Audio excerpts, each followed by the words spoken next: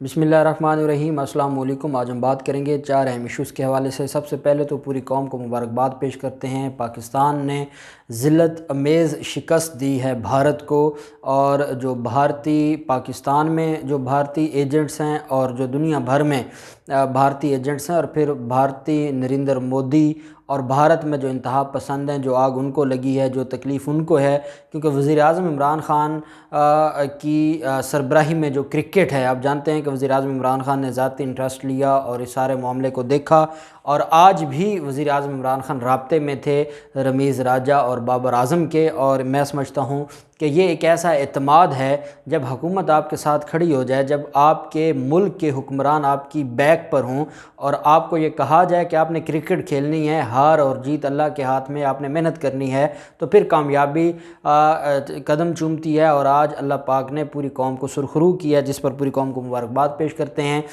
आज हम बात करेंगे चार अहम इशूज़ के हवाले से। TLP के साथ जो मुज़ाकरात थे पाकिस्तान तहरीक इंसाफ की हुकूमत के, उनके ऊपर अमल दरामद शुरू हो गया है। साथ हम बात करेंगे जो सबसे बड़ा मुतालबा था अपोजिशन का, अपोजिशन अब इस मुतालबे से पीछे हटने लग गई है। वजह क्या है वो भी मैं आपके साथ शेयर करूँगा। सीनियर एडवोकेट हैं और मेंबर हैं पंजाब बार कौंसिल के, उनका कत्ल हुआ है, क्या वजूहात हैं उसके ऊपर भी हम बात करेंगे। और साथ हम बात करेंगे मरीम नवाज़ ने वज़ीर आज़म इमरान ख़ान पर एक तोहमत लगाई, एक बहतान बांधा जो गलत साबित हुआ, और उसके बाद शदीद शर्मिंदगी उठाना पड़ी, और पूरी कौम ने सोशल मीडिया पर मरीम नवाज़ के साथ का जो हशर किया है वो काबिल दीद था। वो भी आखिर में उसके ऊपर भी हम बात करेंगे। कलदम तहरीक लबैक पाकिस्तान TLP के जो कारकुनान का मामला है और उनका जो एहतजाज था, उस एहतजाज के हवाले से आप जानते हैं कि मुरीद के में उन्होंने धरना दिया हुआ है। मुरीद के से आगे हुकूमत ने उनको रोक दिया और हुकूमत के उनके साथ मुज़ाकरात शुरू हो गए, और शेख रशीद इस कमेटी के हेड हैं, हुकूमती जो कमेटी है उसके, और दूसरी तरफ चार रहनुमा हैं पाकिस्तान में जो तहरीक लबैक पाकिस्तान है उसके। तो उनके दरमियान मुज़ाकरात जो हुए थे उन पर अमल दरामद शुरू हो गया है। 350 कारकुनान को रिहा किया गया है हुकूमत पाकिस्तान की तरफ से अब तक, और मंगल और बुध तक जितने मुज़ाकरात हैं उनके ऊपर अमल दरामद शुरू हो जाएगा। उसमें TLP के कारकुनान की रिहाई भी है, हाफिज़ साद रिज़वी की रिहाई के हवाले से भी लीगल जो पहलू हैं उनको देखा जा रहा है। और वो उस हाफिज़ साद रिज़वी और जो तहरीक लबैक पाकिस्तान की क़यादत है, उन्होंने यकीन दहानी दिलवाई है कि अगर उनके कुछ कायदीन को इस्तेमाल किया जा रहा था ख़ास माफियाज़ की तरफ से हुकूमत के ख़िलाफ़, वो भी आइंदा इस्तेमाल नहीं होंगे, और वो पॉलिटिकली अपना जो हक़ है वो उसको इस्तेमाल करेंगे अच्छे तरीक़े से, और ये जो मामला इंतहा पसंदी की तरफ जा रहा है इसको रोका जाएगा। ये यकीन दहानी बाकायदा करवाई गई है जो क़यादत है तहरीक लबैक पाकिस्तान की उनकी तरफ से। और अल्टीमेटली अगर ये सारे मामलात हल हो जाएँ तो ना कलदम करार देने की कोई ज़रूरत है, ना ही कोई ऑपरेशन करने की ज़रूरत है। फिर तो मामलात खुश असलूबी से चलेंगे, और तहरीक लबैक पाकिस्तान भी एक मजहबी और सियासी जमात की सूरत में पाकिस्तान की बेहतरी के लिए अपना किरदार अदा करेगी। और यही बेसिकली इस जो इनके दरमियान अंडरस्टैंडिंग हुई है, बाकायदा ज़राए के मुताबिक ये सारी चीज़ें डिस्कस हुई हैं कि आए रोज़ ये जो धरने हैं या एहतजाज हैं, और फिर वो अगर मुतशद्दद मुज़ाहरे शुरू हो जाएं या कोई जो तखरीब कार गिरोह हैं वो शामिल होकर तखरीब कारी करें, तो ये कब तक ऐसा चलता रहेगा। हुकूमत के पास कोई और ऑप्शन नहीं है सिवाय इसके कि फिर वो कोई सख्त कार्रवाई करे।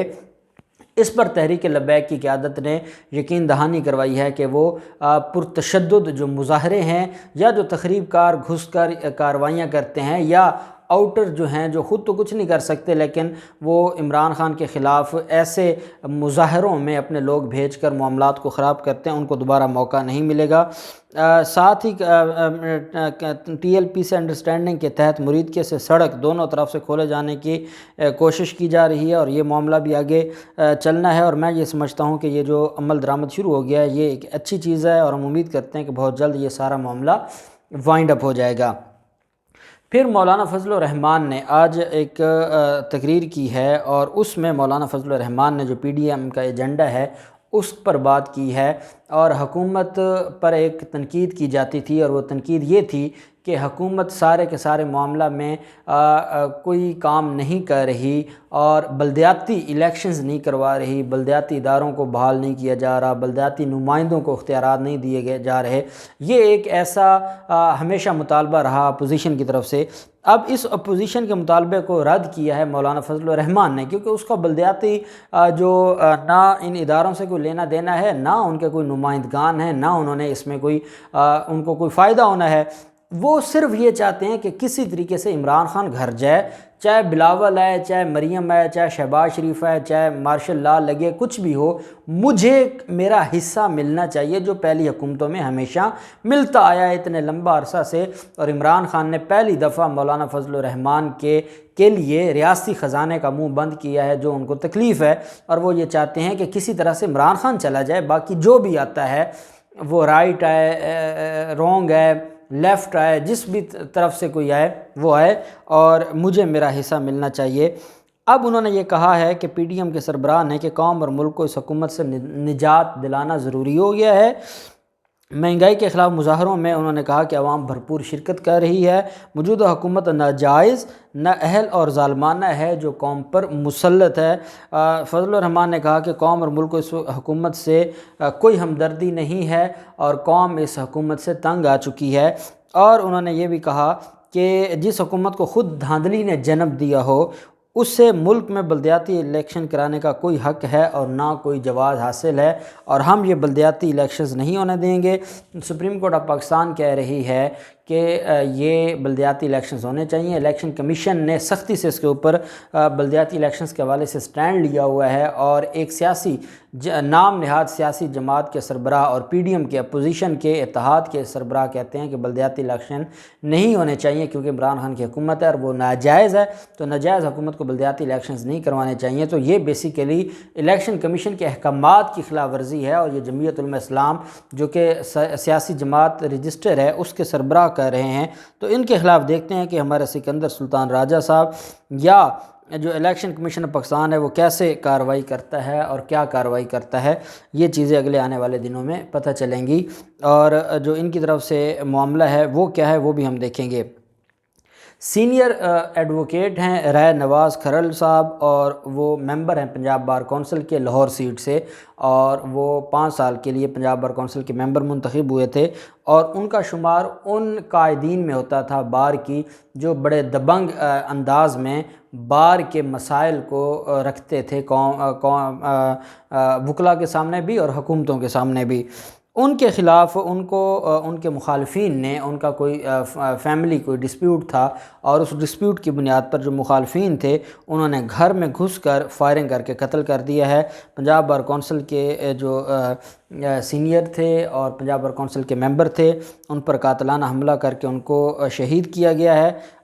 ساتھ وہ عقیدہ توحید کے علمبردار ان کو سمجھا جاتا تھا، عقیدہ توحید پر بڑا کام، اور انہوں نے بار کونسل میں اپنا ایک رول بنایا ہوا تھا، لیکن بدقسمتی سے ان کا قتل کیا جاتا ہے۔ ان کو بار میں بڑی قدر کی نگاہ سے دیکھا جاتا تھا۔ اب ان کے جو واقعہ ہے اس پر آئی جی پنجاب نے ایکشن لیا ہے، وزیر اعلیٰ پنجاب نے بھی لیے، کیونکہ وہ ممبر تھے پنجاب بار کونسل کے، اور جو ملزمان ہیں ان کی گرفتاری کے لیے ٹیمیں تشکیل دے دی گئی ہیں۔ پنجاب بار کونسل نے کل 25 اکتوبر کو پورے پنجاب میں اسٹرائک کا، ہڑتال کا اعلان کیا ہے، اور حکومت سے مطالبہ کیا ہے، پولیس سے مطالبہ کیا ہے کہ جلد از جلد قاتلوں کو گرفتار کر کے قرار واقعی سزا دی جائے۔ پھر معاملہ آ جاتا ہے مریم نواز کا۔ مریم نواز نے آج ایک الزام لگایا، اور وہ الزام تھا وزیر اعظم عمران خان پر۔ آپ جانتے ہیں کہ وزیر اعظم عمران خان سعودی عرب کے دورہ پر ہیں، اور وہ اس وقت ریاض میں ہیں۔ انہوں نے پہلے عمرہ ادا کیا، مدینہ پاک گئے، پھر عمرہ ادا کیا، اور اب وہ ریاض میں پہنچ چکے ہیں۔ وہاں پر معاشی ان کی کچھ کانفرنسز ہیں، اس میں بھی شریک ہونا ہے، اور سعودی جو لیڈرشپ ہے ان کے ساتھ بھی 2 طرفہ جو تعلقات ہیں اس کے اوپر بات کرنی ہے۔ اور اس وقت جو پاکستان کے معاشی حالات ہیں، جو ان لوگوں نے اپنے 30 سال میں حالات خراب کرنے کی کوشش کی، آج پاکستانی قوم بھگت رہی ہے، ان کو بہتر کرنے کے لیے وزیر اعظم عمران خان سعودی عرب گئے ہوئے ہیں، تاکہ ان کے ساتھ اب معاملات کو بہتر کیا جائے۔ اب وہاں گئے ہیں، اور مریم نواز نے ایک 24 جولائی 2014 کا ایک ट्वीट किया है। ये 24 जुलाई 2014 वो है। 17 जून 2014 को 14 लोगों का कत्ल किया जाता है, 100 के करीब लोगों को ज़ख्मी किया जाता है। 23 जून को डॉक्टर तहरुल कादरी पाकिस्तान आते हैं, उनका त्यारा इस्लामाबाद एयरपोर्ट पर नहीं उतरने दिया जाता, उनका त्यारा लाहौर आ जाता है और पूरा दिन पूरी रात कत्लेआम किया जाता है पुलिस की तरफ से और हालात कशीदा रहते हैं। और फिर उसके बाद आगे जो धरने शुरू हो जाते हैं।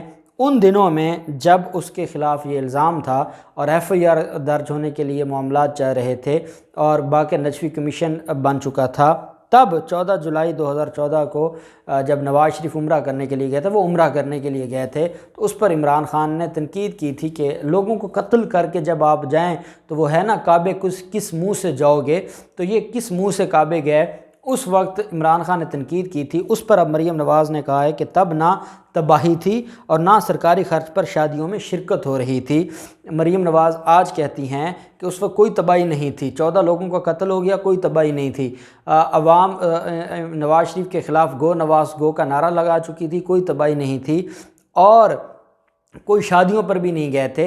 जिनकी सरकारी ख़र्चों पर शादियां होती हैं, मरीम नवाज़ की अपनी बेटी की जो शादी है जिस पर सारा सरकारी ख़र्च हुआ, मोदी इनका चीफ गेस्ट था और उसमें ये सिकंदर सुल्तान राजा, इनकी वाइफ और बाकी जितने भी सरकारी अफसरान हैं ये वहाँ लाइनों पर लगकर मोदी का इस्तकबाल कर रहे थे। वो सरकारी ख़र्च नहीं था, हुकूमती हेलीकॉप्टर पर इनके नाश्ते जाते थे मरी, वो सरकारी ख़र्च नहीं था।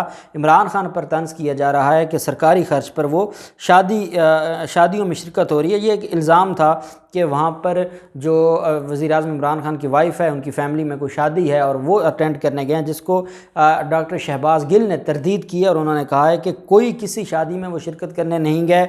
जिस शादी की बात की जा रही है वो वज़ीर-ए-आज़म की सऊदी अरब जाने से पहले मुकम्मल हो चुकी है और उसमें जो शामिल लोग थे वो वज़ीर-ए-आज़म के सऊदी अरब पहुँचने से पहले वापस आ चुके हैं। लेकिन झूठ का ना पाँव है ना सर है, ये झूठ बोलते हैं और झूठ बोल के इनको शर्म नहीं आती कि ये उसका इनको क्या लगा। जब मरीम नवाज़ ने ये बात की सरकारी ख़र्चों पर शादियों की, तो फिर जो ट्विटर पर उसके साथ हशर किया है पूरी कौम ने, क्योंकि कौम तो जानती है कि जो अपने मेकअप का सामान भी सरकारी पैसों से जिन्होंने लिया हो और जिन्होंने सारे का सारा ख़जाना उठा के पूरी दुनिया में अपनी एम्पायर्स खड़ी की हूँ, वो आज किस मुंह से इल्ज़ाम लगा रही हैं इमरान ख़ान पर। और मैं समझता हूँ कि फिर जो भारत की शिकस्त है उस पर भी बड़ी तकलीफ़ में होंगी। वो ट्वीट ज़रूर करेंगी पाकिस्तान के हक़ में, लेकिन अंदर कोहराम मचा होगा क्योंकि ये माफियाज़ है। अब देखते हैं सारे मामलात में क्या होता है। जो भी तफसीलात होंगी आपके साथ शेयर करते रहेंगे। अल्लाह पाक पाकिस्तान का नासिर हो। बहुत शुक्रिया। अल्लाह हाफ़िज़। पाकिस्तान ज़िंदाबाद।